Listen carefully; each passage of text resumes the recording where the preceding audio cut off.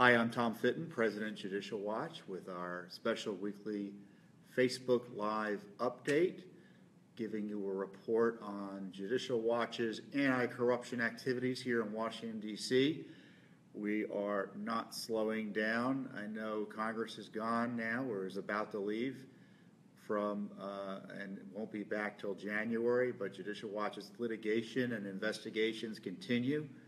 Along those lines, we had a significant educational panel this week, which I'll tell you about what Trump and Congress, and certainly what Judicial Watch is going to be doing in terms of an anti-corruption agenda at the beginning of the Trump administration, which is a key time to get anything done with a new administration and a new Congress.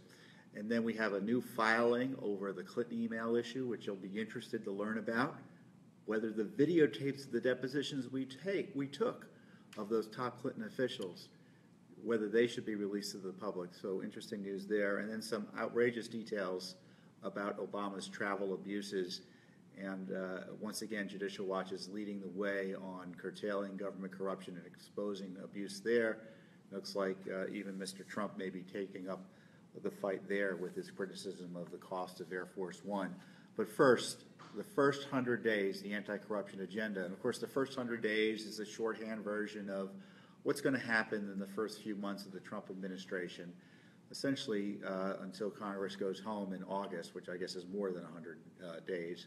So we had a great panel on that issue this week. It's available on Facebook and on our website and on YouTube. All great videos, all sorts of great videos on all those channels. But we had great panelists. We had Ed Meese, the former Attorney General of the United States under Ronald Reagan, a great American hero. We had Jim Jordan, the hard-charging congressman from Ohio, a ferocious fighter on behalf of government transparency and a battle in terms of battling anti-corruption. We had Mark Krikorian from the Center for Immigration Studies, probably one of Washington, D.C.'s best experts on the immigration crisis. Andy McCarthy, the former prosecutor at the federal level, and who is really expert on what the Justice Department ought to be doing on corruption issues. Also, fantastic analysis on national security issues.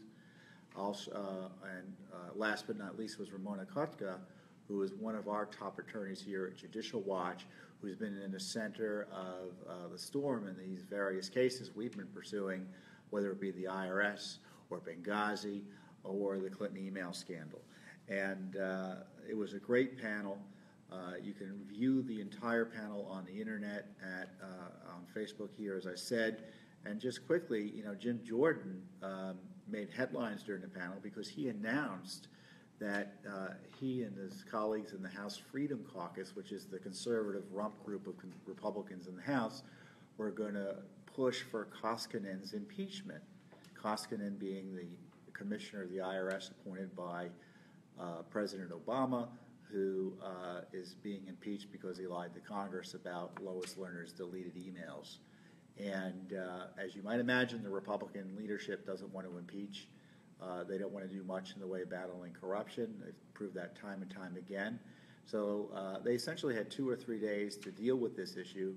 Koskinen's impeachment was moved on the floor, and the Republicans got together with the Democrats to table the effort and send it back to committee, which means the impeachment won't go forward, at least this Congress.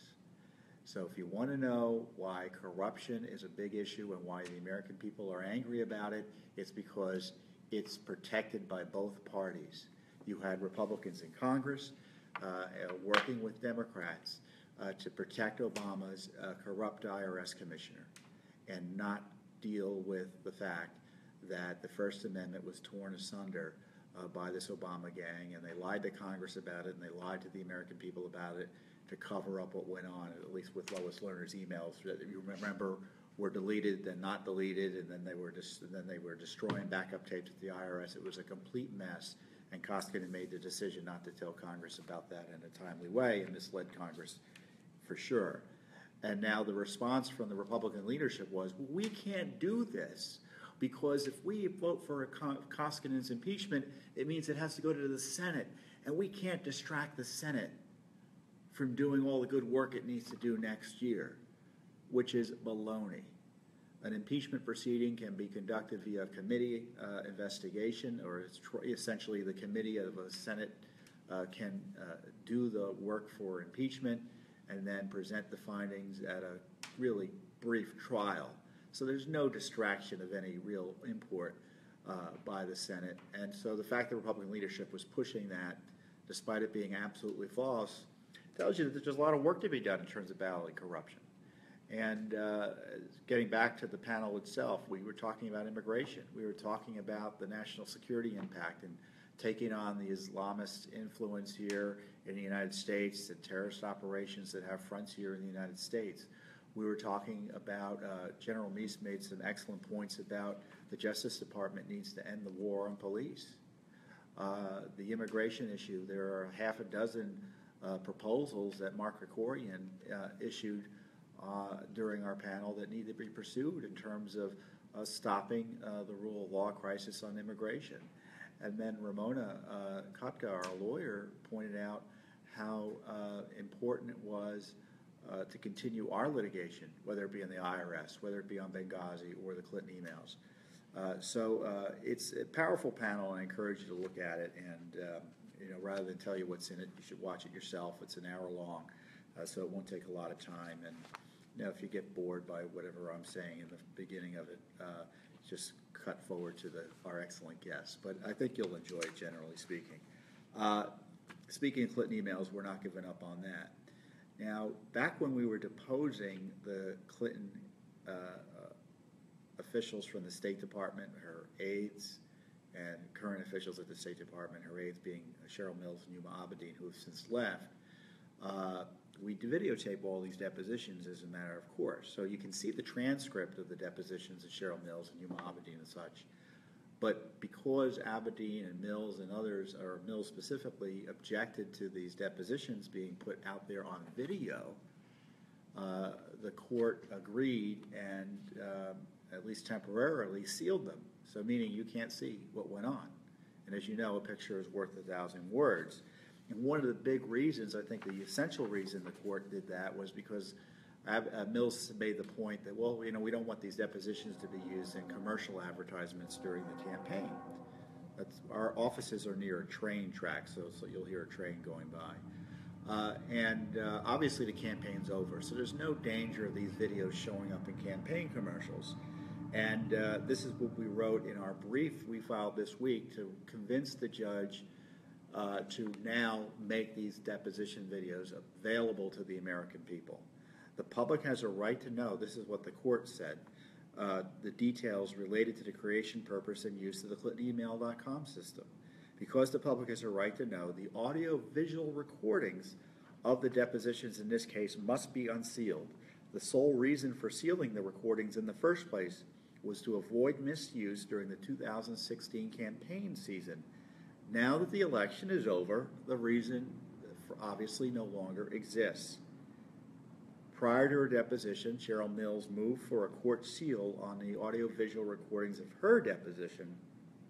Subsequently, the court granted Ms. Mills' motion and also sealed the audio-visual recordings of all the depositions until further notice. Well, now we think the court should release it. There were 19 media entities who already filed a brief asking the court to make available these audio-visual recordings. And this is what we want. The American people have a right to see these deposition videos, and this is part of our effort to bring sunlight onto the Clinton email scandal. And frankly, the public record won't be complete until we get the videos of these depositions out there, that you can view them yourselves and draw your own conclusions about what the witnesses said and the facts we found during those all-important and historic depositions. This stuff is history, and that's why it's important to be made public. Also, we had just more in the way of corruption from the Obama gang, specifically the cost of his 2015 Hawaiian trip during Christmas time. Every Christmas, the Obamas go back to Hawaii. Sometimes they take 2 planes. But as you might imagine, it costs a lot of money to send the the traveling presidency to Hawaii. And we just got the cost from the Secret Service, and we found that the travel expenses alone were $1.2 million for the Secret Service, which brings the total cost of the trip to $4.8 million. One trip, unnecessary, a luxury vacation in Hawaii. No one begrudges the Obama's ability and right to take a vacation now and again. But the president needs to realize, and obviously he doesn't care, otherwise he would have curtailed his travel, that the travel has real expenses attached to it, and the expenses are not paid for by him, obviously, but by the American people. And I hope Mr. Trump understands that and reforms presidential travel. These are the details.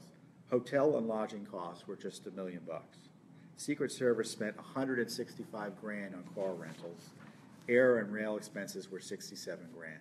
So that's all in addition to what we spend on Air Force One, which I think costs about $206,000 an hour to run.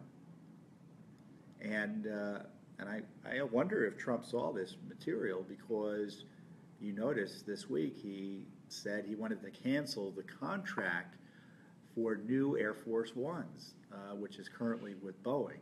And I think the ultimate cost of the contract is going to be north of $3 billion. He said $4 billion, but what, $3 billion, $4 billion? The point is, it's billions of dollars to create a new plane. It's wildly expensive, probably overpriced, and so he's right to be concerned about taxpayer resources being used in this way. We need an Air Force One.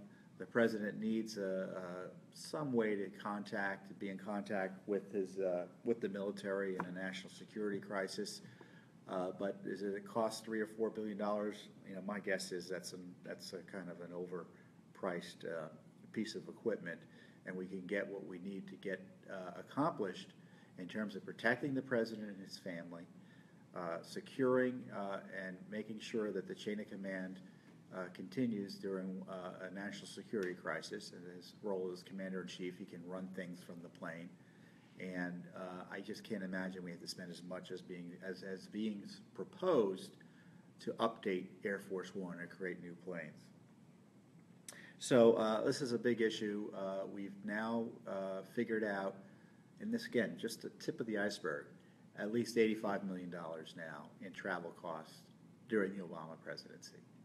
Now, I know Trump has his own little plane he uses. I know it's not that little, and it's obviously not going to be appropriate to use as Air Force One, but I just hope the presidency, we take this controversy over Obama's travel costs to reevaluate the costs of the presidency. He's the leader of a republic, he's not a king, and we treat the president like a king in this town. Those of you who have visited Washington, D.C., the White House has become a compound, and not just the White House itself and the immediate area around the White House in terms of the grounds, but the streets around the White House. You get the security creep, so the American people are kept further and further away from the seat of government, and that isn't terribly Republican, using the small r. And I don't want our elected leaders to be put at unnecessary risk. But there comes a point in time when the security isn't worth the cost. And I can tell you the abusive travel of President Obama has stretched the Secret Service and made it harder to protect him. It's led to issues with the Secret Service in terms of costs, in terms of morale, and you've seen all these scandals related to the Secret Service, and that comes from an agency that's being torn a million ways.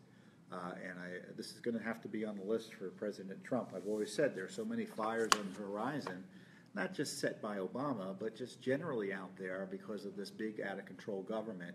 And one of this is the costs of the presidency. And, that's something he has particular control over as being president. And I hope he takes a more careful approach to the use of the Secret Service and his travel and things like that. And that's something we should apply to both Democrats and Republicans. So a lot to be done. We've got a big agenda. We've got all these Clinton lawsuits. We're going to be holding Mr. Trump accountable under the rule of law too. We want him to be transparent. We want his administration to follow the rules, and if he doesn't, we'll be in court. So the monitoring we've been doing over the Obama administration, you should know we will continue to do over the Trump administration. And so it's important that you have someone who's independent, policing government. We saw that with the panel that we had this week. We're still pushing on the Clinton issue, and we're criticizing the costs of presidential travel. And obviously we're doing it during the Obama administration, but we'll continue to do it if Mr. Trump doesn't get it under control as well. So that being said, thanks for tuning in. Have a great weekend. And again, you can learn